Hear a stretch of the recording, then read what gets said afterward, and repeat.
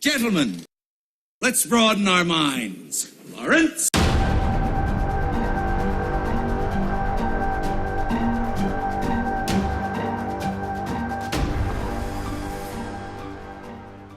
Hello and welcome to Dropkick Skeptics. This is episode 6. This is the show where we talk about anything and everything nerdy. You name it, we got it. What's on the docket for today? Okay, so first piece of news and rumors is Indiana Jones 5. Indiana Jones 5, George Lucas is going to executive produce, and apparently he is going to have some creative input. That's not a good sign. Alright, I just want to start this off by saying that I think that Indy is dead.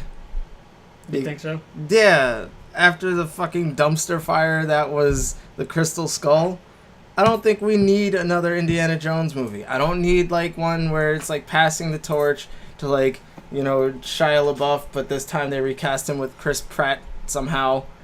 Like, in my opinion, the series stops at The Last Crusade. Okay. I think that it's not a good idea. I don't think it's a good idea at all. I appreciate... Well, did George Lucas write the fourth one? He might have had a hand in it. Give me a second. Yeah, look it up. Because George Lucas is a really good idea, man. But... people need to keep him in check. Yeah, that's the thing. But then again, you have to give him respect because he did, you know, birth Indiana Jones, basically. Yeah.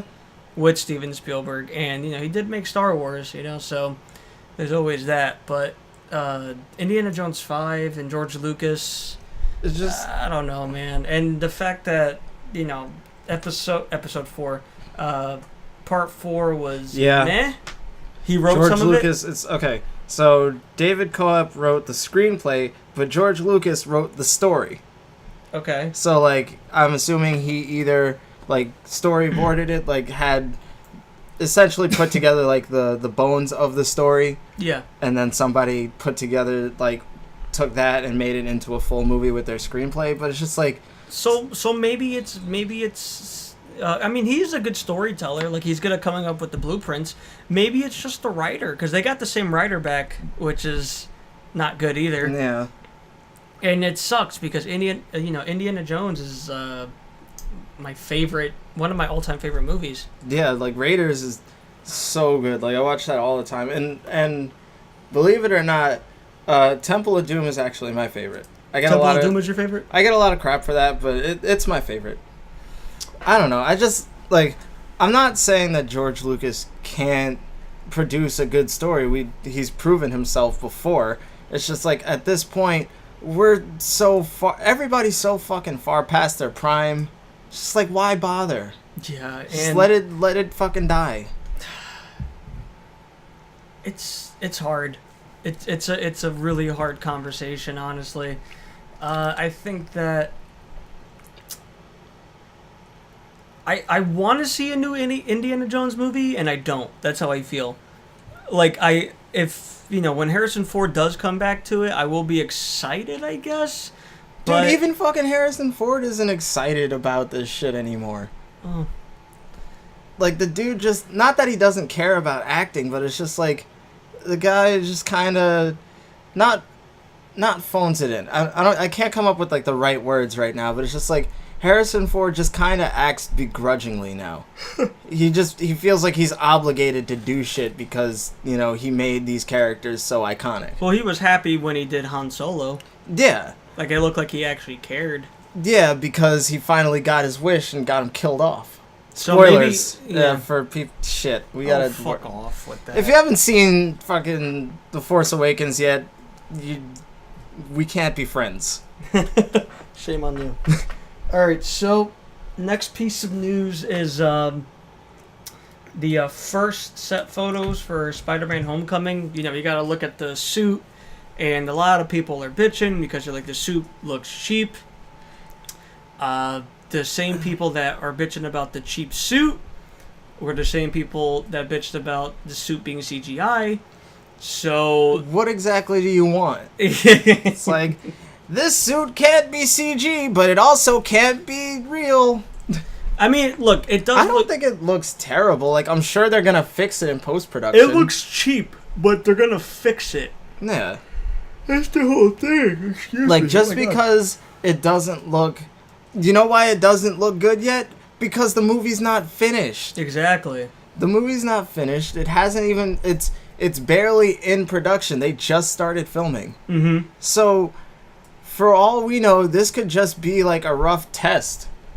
You know? It just started filming, I think, too. So, like, relax. There's nothing to really be worried about. Relax. Like, it's Marvel doing a Spider-Man movie with Sony backing them, giving them their blessing, essentially. Exactly. We know that we've seen what they can do with Spider-Man, and now that they have their own time to flesh it out and give him his own movie, it's going to be phenomenal. I have absolute the cast faith is really in it. good. And it just keeps growing every time. Like, every day I wake up and it's like, somebody else is in SpiderMan Homecoming. I'm like, it just keeps getting better, in my opinion. Well, there was a new rumor that the guy they casted from, I think, Better Call Saul, I think it was. I forgot his name. I'll text it to you later. That he might be playing Carnage. It's just a rumor. I just like the fact that they're thinking that far ahead. Yeah. But it's way too soon for Carnage. Like, let's get our feet wet first, and then... Because obviously, you need to put Carnage in there. You need to put Venom in there. You need to put Sinister Six in there. But that's going to be later. Let's talk, it's plans for later. Let's lay the groundwork. Exactly. Anything else you want to mention about the... I mean, like I said, I think it does look a little, cheesy for now, but it'll be fixed in post. Exactly. Honestly, it's the same suit, but, they just actually made it this time. Exactly. All right, so the next piece of news is, I thought this was interesting. James Cameron basically came out and said that the Force Awakens is visually less imaginative than I think he said the prequels, I think. Wow, that's a bold statement. It is, but here's my stance on that. Okay. First of all, James Cameron, the director of Terminator, right, Terminator 2, Aliens, True Lies, Avatar. I'm gonna get to that. Yeah. The Abyss. I love that he says, "Oh, it looks less visually appealing." Yeah, exactly. Because I'm pretty sure he feels that way because he made Avatar, and it's his it's his baby. And we're getting like 4 more of those somehow. Yeah, it's like we'll be fucking 30 years old by the time Avatar 2 comes out. So, long story short, I do respect the guy a lot. He's made some of my favorite movies. Yeah, I respect his vision. I respect, the amount of work that he puts into everything that he does. Yeah. But like, who are you to really come in and say that this movie isn't as imaginative as, a movie that isn't even, or another movie in the series that isn't as well critically received? Exactly, but like who are we to say anything? Like, we have our opinions, and I'm sure he's allowed his opinion, but it's just like, I don't know, I feel like that comes from a place of like jealousy. But what if somebody came up to him and said, "Hey, Avatar wasn't as an imaginative story as other things." Right. Because Avatar is not a surprising story. Nope, it's Dances with Wolves. Exactly. I mean, like, I don't see... It's Fern Gully. I don't see why, exactly. I don't see why he's pointing fingers. Well, he was just talking. It's Pocahontas. Yeah. I could keep coming up with a... I understand why. Like, he was just having a conversation and talking and stuff like that, but it just makes me laugh that you made Avatar a movie that came out, 2009? Yeah. And nobody talks about it anymore. Nope. The people are going to be talking about The Force Awakens for a while. Forever. Exactly. I completely agree with you, though. Maybe it's just some form of jealousy, because... I don't know. It's just like, He's not a shitty filmmaker either. No, not at all. I mean, look, when Avatar 2 comes out, I hope it does good because he's really good with sequels. Right. I mean, like, I talk a bunch of shit on stuff that, not that I like, but I'm saying, like, I talk a bunch of shit on stuff that I wish I had done, but that, like I said, it comes from a place of jealousy, not because I honestly think it's terrible, but it's just like, you know, maybe I feel like, well, maybe if I had my way with it, it might have been what I wanted. Well, yeah, no fucking shit. It's just, yeah, man, it's just, I disagree. I love The Force Awakens. It was my second favorite movie last year. And yeah, I would say the same. I loved it, man. It was Mad Max. good. Mad Max was my first, but it was definitely a second. And he did say, "I can't wait to see what they come up with next." Right. So maybe he was on the same boat as the people who thought it was just okay. a rehash of Episode 4, which I can see. But the characters. I mean, are interesting. even I thought that too, but like it doesn't like take away from the fact that it's a great movie. Yeah, exactly. Like, I just can't. Like, could it have been better? Sure, but you can say that about most things. But it's just a setup, right? It's just a setup. Everybody's like, "Oh, why is this character like this?" These characters didn't go through their arcs yet. Their stories only just started. They just started. Like, Finn's story just begun. Poe's story just begun. Rey's story just begun. Kylo Ren's story. Oh, he's a little bitch. Wasn't Luke a little bitch in Episode 4? But Uncle Owen, I just want to go to the Tashi station and get power converters. Exactly. Like, nobody mentions that. That makes me laugh. You know what else makes me laugh too? Going on the Star Wars tangent here. Creed came out the same year. Mm-hmm. Creed followed the exact same thing as Rocky, and Creed was a great movie. It hit everything beat for beat. It is. And nobody gave it any shit. But you know what made Creed really good? It was Black people? Yeah, that.